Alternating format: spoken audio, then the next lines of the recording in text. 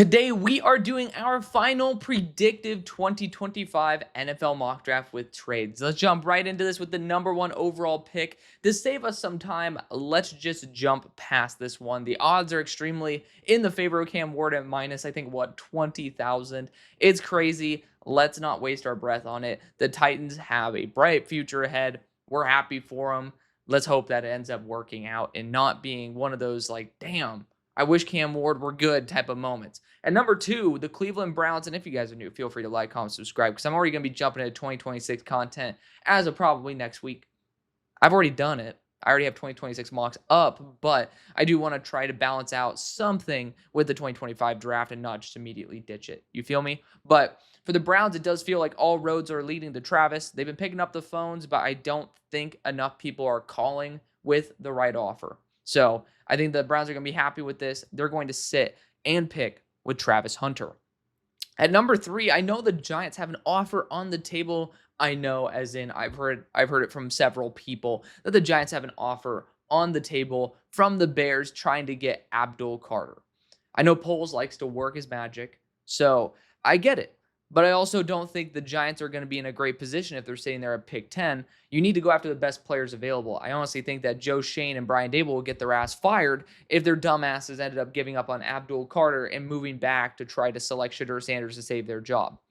Just going to be a completely brutally honest take right there. I don't think you give up on blue chip talent to go after mid to late first talent, even if it's the cost of a first round pick. Also, or at the price of acquiring a first round pick in the future. I also don't think Joe Shane and Brian Dable care too much about future capital. So let's get Abdul Carter in here. KT has not really been the end all be all, which sucks because, I mean, shout out Oaks Christian.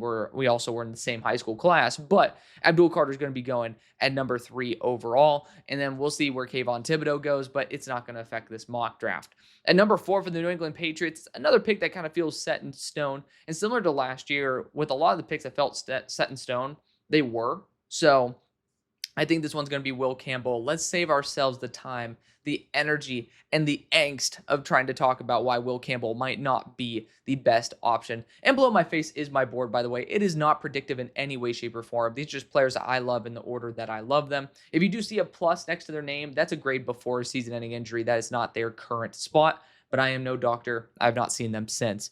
But continuing on with the Jacksonville Jaguars, this is where the first trade is going to happen. I know for a fact that James Gladstone is going to try to make his own impression. Liam Cohen going to try to do his own thing. And I do know that they're probably going to want a good amount of draft capital in general to play with, which they do this year. But I think they're going to be focusing on next year. And that's where I'm going to be looking at with the Chicago Bears. Because I know Ryan Poles is a mastermind of moving up and down the board. Now, what's the price? That's the question.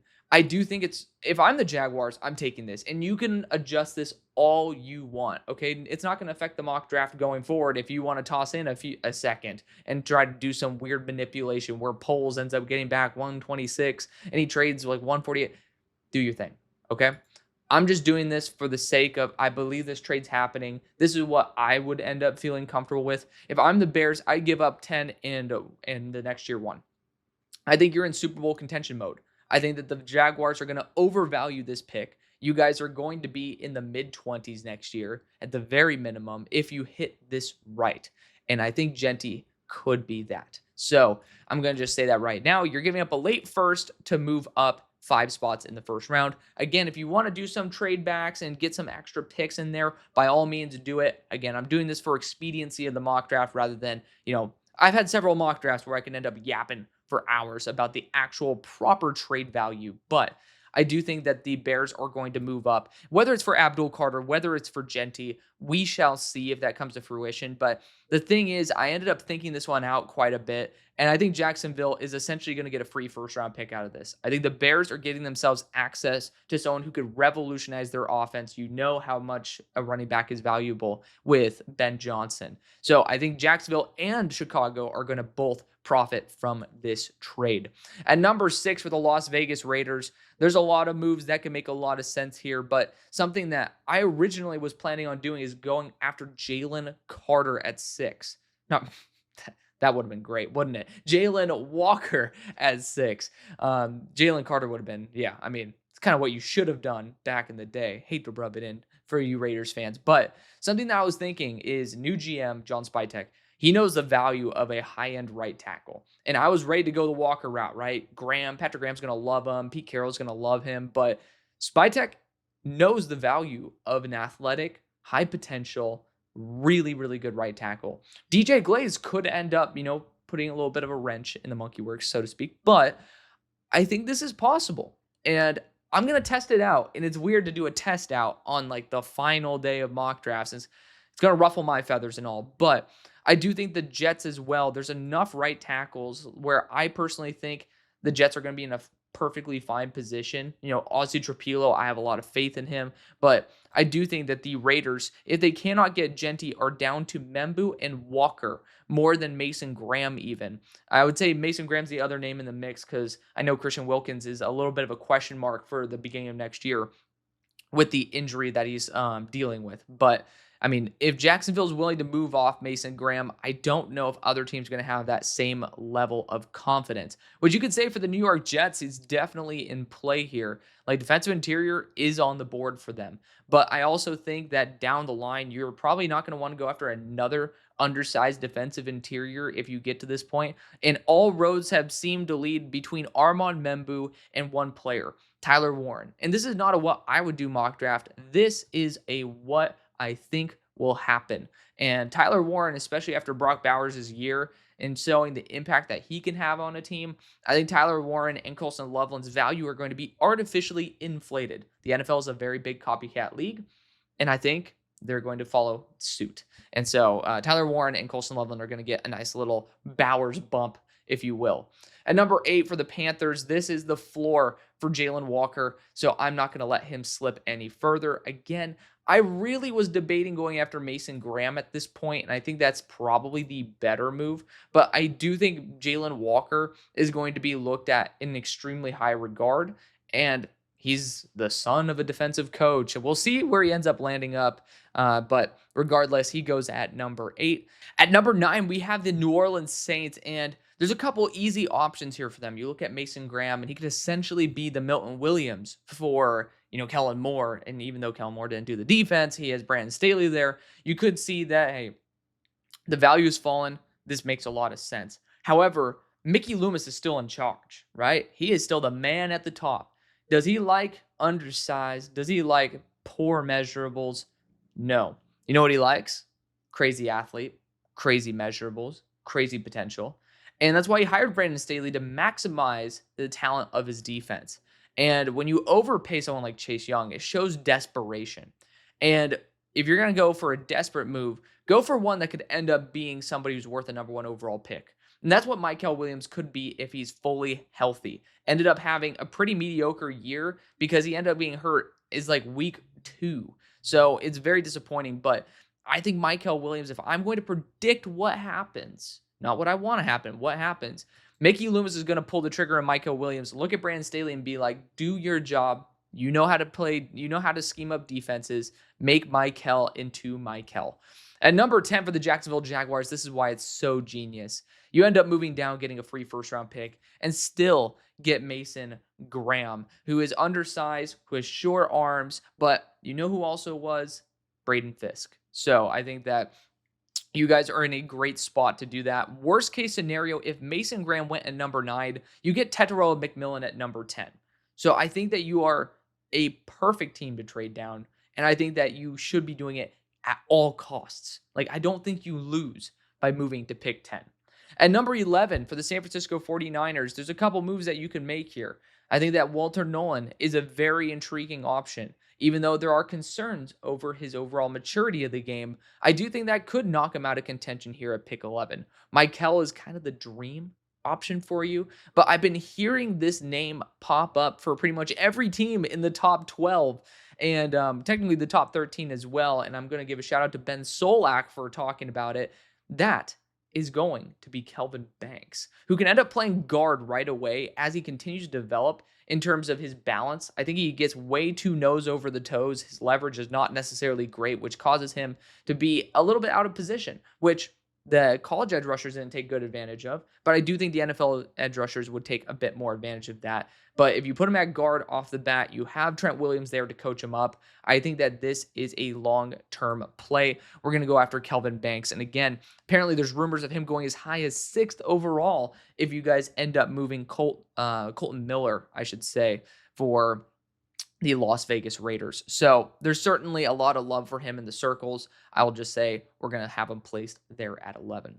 At number 12 for the Dallas Cowboys, it looks like a weapon is the most possible option for the Cowboys. And looking at the options that are available, you got Tetro McMillan, and you end up going down the board a little bit. You got Matthew Golden. And I do have McMillan above Golden as well. I think Golden's a very, very good weapon. And if Jerry's going to be talking about it, he's going to say, I want speed, speed, speed. Build the offensive line, get the speed. Also a player who's played his entire career in Texas. So you already know he has an affinity for it. People in the area have affinity for it. So I love the idea of keeping him in Texas from Houston to Austin to Dallas. Let's get him up in this house. We're going to go Matthew Golden at number 12. At number 13 for the Miami Dolphins, this is the key trade back spot. And I think that this is going to be where a lot of phone calls are ringing in, and one of which is the Los Angeles Rams. The Rams are ballsy as hell.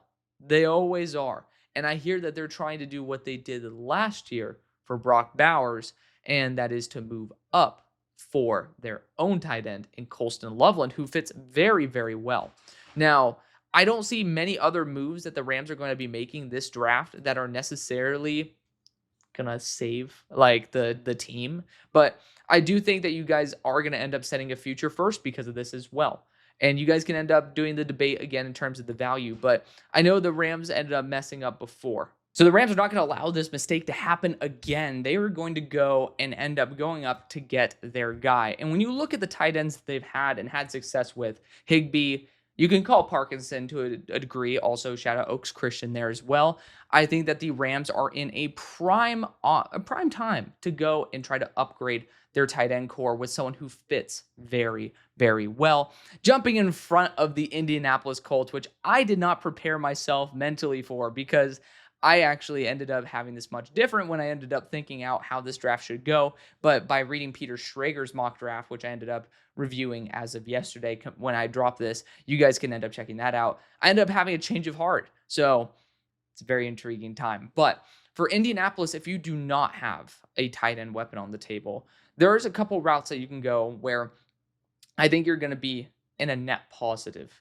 Now, that could be defensive interior. You look at Walter Nolan, I think there's a lot of promise there. But also, I would like to throw in Davin Ezeraku. You look at how you guys went after Leatu Latu last year. Latu was not necessarily the most athletic guy on planet Earth, but he's still a solid enough athlete, no doubt about it. But he was able to be the best technician and had the best bend.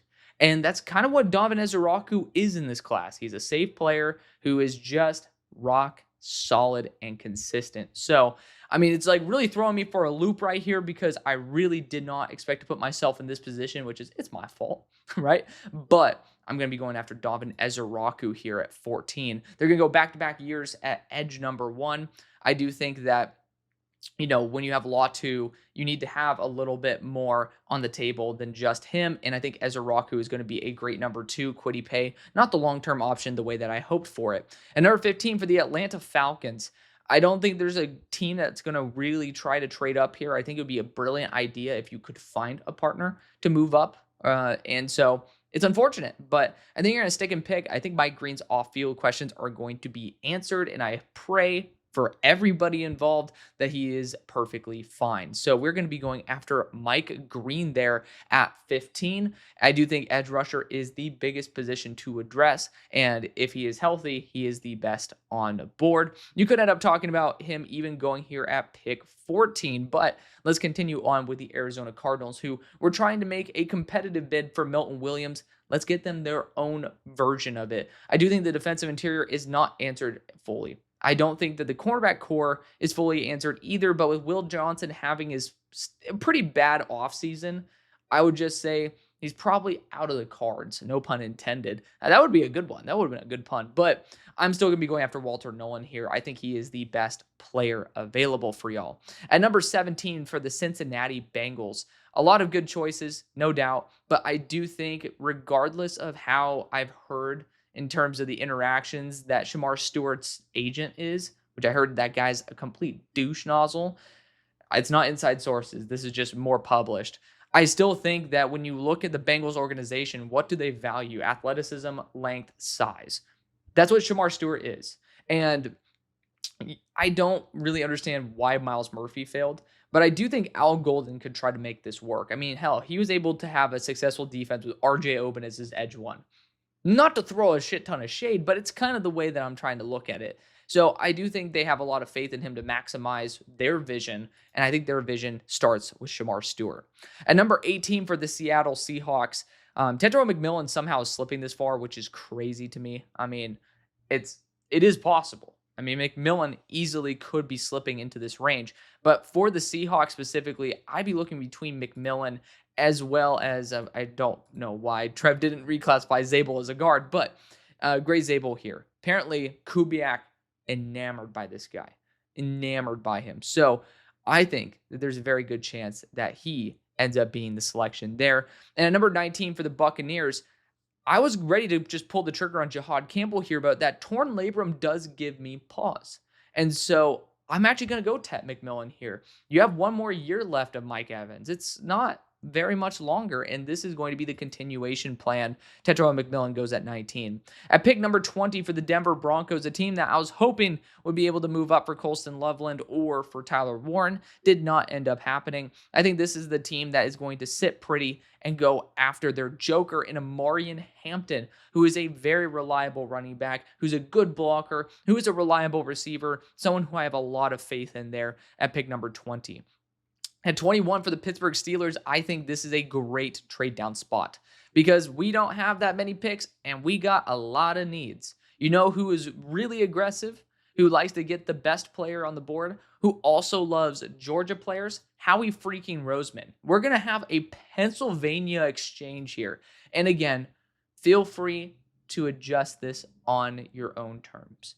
I am not necessarily going to say that this is going to be some drastic move, but I do think maybe the Eagles are going to try to move up in the third if they give up their second round pick. That's roughly the range where I ended up having it, where the Chiefs at 31 would end up giving up pick 66. I'm technically giving a little bit more value for a bigger range trade, but maybe giving a little bit more of a sweet deal. At the end of the day, feel free to adjust it yourself. The Steelers end up getting some extra draft capital. The Eagles end up addressing, in my opinion, the most dire position to address. That is going to be safety. You could end up going with Will Johnson, but the injury red flags could be super duper scary. But Malachi Starks is fantastic. I think it's worth that move up. And number 22 for the Los Angeles Chargers. I mean, everybody is saying this, so I'm going to go with it. After losing Poona Ford, you need someone to plug the middle, and why not get someone who you have a ton of experience with? That's going to be Kenneth Grant. So instant chemistry. He's not going to play like a rookie. He's going to play more like a veteran because this is a system that he's familiar with coaches he's familiar with, and it's going to be a really good time, especially having Junior Colson there. We're going to see if we can end up loading it up with even more players to make it a seamless fit. At number 23 for the Green Bay Packers. I mean, it's an interesting spot to be in, but I was talking about this on Football Analysis YouTube. Shout out to Garrett on his mock draft. Thank you for inviting me on, by the way. You guys can go check that video out if you guys have not already done so. I don't want Will Johnson to potentially be taken at number 24. I don't care who else is on the board. I really don't. I'm terrified of Will Johnson somehow getting healthier and then being with Brian Flores in my division where I see him twice a freaking year. So I'm going to be going Will Johnson here because it's a big issue. It's not a great corner class. And on top of that, you get to screw over the Vikings. Who says no? Now, I ended up trading back with Pittsburgh, and at 24, I think this is a prime opportunity for a team to move up for Shadur Sanders. That is not going to be Pittsburgh. That is going to be the Cleveland Browns because I'm a sucker for storylines. I ended up sending number 2 for Travis Hunter. They also have a good amount of picks. Now, for this range, I do think that maybe Buffalo, I ended up seeing the buff, but maybe the Cleveland Browns are going to send a couple of third round or early day 3/late day 2 picks for this. Again, adjust it on your own accord. I am not going to say this is set in stone for the value. I'm just solely doing it to execute the trade and not kind of use up the time that we are desperately trying to keep in our lives. But regardless, the Browns have moved up for Shedeur Sanders and pair him back up with Travis Hunter, get that 5th-year contract. And now you have 2 players together with Sanders and Hunter for 5 years on rookie deals. That is huge at quarterback and wide receiver that are now getting paid significant amounts of money. At number 25 for the Houston Texans, I mean, Ibuka would be so sweet. Pair him back up with his quarterback. Such a good storyline. But at the same time, you do have to have the long-term vision here of offensive line. And I do think the Texans would love to have Josh Simmons heal up and get back. I do think that the second option would be Ibuka out of all of these. So I'm just going to throw that out there. There is a big concern as to whether this would end up being Simmons or Ibuka, because you guys have patched up the offensive line with a lot of free agents. But Simmons has the potential, if healthy, to be the best, arguably the best player in the class. Just got to throw that out there. At number 26 for the Miami Dolphins, we move back, and honestly, the value is still really solid. I'm looking right now at a couple positions where I'd like to go potentially Nick Eamon-Warry, but with the potential of losing Jalen Ramsey, I think Trey Amos is both a fit in terms of the physicality, but also it is a need. So you get need, you get value in a corner class that is so weak. I'd be terrified to be able to move back and not end up addressing such a pressing issue in a very pass-heavy league. So we're going to be going after Trey Amos at number 26 overall. At number 27 for the Baltimore Ravens, would have loved to have been potentially gone after Trey Amos, but not the case. I've ended up giving ourselves a very interesting deck of cards for us to deal with here. And I've seen from Peter Schrager going after Josh Simmons to, Mykel Williams going at 27 for the Ravens in Bucky Brooks' mock draft that I didn't even record to publish. I just ended up checking it out, which that is not my style. But regardless, you're in an interesting spot here because you want to go after the best player available. And that might be Jahad Campbell. And that's a weird spot to be in. It's a very weird spot. It's a weird spot for me to be in right now because I personally am like, this seems almost like a trade out spot with a team that would be wanting to move up for someone like Jahad Campbell. However, I don't think Eric DeCosta is going to do that. In fact, I think he's going to throw a curveball. We're going to say like, Eric, what are you doing? But the vision for Nick Eamon-Warry to free up Kyle Hamilton, not only is this great for Nick, where you treat him like a free safety and he's not going to be, maybe he's not built like a free safety, but he can play very well like one. You also free up Kyle Hamilton to do what he needs to do best, which is be near the line of scrimmage. We're going to go after Nick Eamon-Warry there at 27. At 28 for the Detroit Lions, Jahad Campbell still is a dream pick. I'm not trying to throw shade at Jahad or Jahdae Barron. Like, these guys are really, really good players. It's just hard to find a place for them to fit in certain spots based on their assets, liabilities, as well as their medicals for Jahad specifically. But for the Lions, there's a couple options you can go. Nick Scorton makes a lot of sense, but I've seen him continue to slip out of first-round mocks. It's unfortunate. I don't understand it, but it is what it is. I do think that the Lions are looking at both guard and edge. That's where I think their focus is most heavily on. And you look at guys like Tyler Booker, it would be intriguing, but I do think Donovan Jackson, I don't know, why is Donovan Jackson not possibly listed as interior guy as well? But Donovan Jackson is like probably much closer to being right up their alley. And he's gotten a lot of prospect fatigue, but it's the guy who is a high-end first-round quality guard who played as a fringe first-round quality tackle. That carries value, and I think we've just had some prospect fatigue with it. I'm going to actually go and say that they address the offensive line and go after Donovan Jackson. At number 29 for the Washington Commanders, this is my reasoning why they're going to go James Pierce. They ended up taking a red flag, or like a character red flag player last year in Johnny Newton. All of a sudden, you end up losing one of the players where we're like, why the hell would you take Johnny Newton? You have Jonathan Allen on this team, right? Not to mention Deron Payne. But I'm saying Jonathan Allen's gone. Deron Payne stayed. He had coaching concerns. Doesn't seem to be that big of an issue. I think they're going to try to say the same thing here where they're like, I mean, screw it. Let's just take the chance, right? Like, how often do you get a number 2 overall quality player like James Pierce here at 29? And they did it before. That's why I think they're going to ignore it and do it again. At number 30 for the Buffalo Bills, I mean, this is an non-ideal way that the board ended up falling for them. Like, it is not ideal in any way, shape, or form. But you look at Jahdae Barron, the value is impeccable right there. Hard to say no to that. Jahad Campbell as well. But I am going to see if maybe there would be a team that would try to move up for either of those players. And to be fair, it's tough to say that there would be a team like based on the current. Ooh, the Raiders would be intriguing. I think the Raiders could get aggressive if they wanted to. The Bears have already been aggressive. New Orleans, I don't think that they're in a position to go after Barron. The Niners did not end up trading back. It's a weird spot to be in for the Bills, which it makes me feel uncomfortable with the idea of them actually executing this trade. With that being said, I do think that they would be looking at someone like Nick Scorton at this point. And it's tough to think that Nick Scorton's going to go in the first round, but he really is special and he's built for a 4-3 and he's built to grow behind Joey Bosa, and he was a top 10 consensus player at the start of the year as he transitioned to Texas A&M. So, we have a top 10 player that's still in there that you can get here at 30. I think a similar logic to James Pierce outside of, rather than character concerns, a little bit more of a talent drop-off. He also ended up shedding that weight. So we're going to go after Nick Scorton here at pick number 30.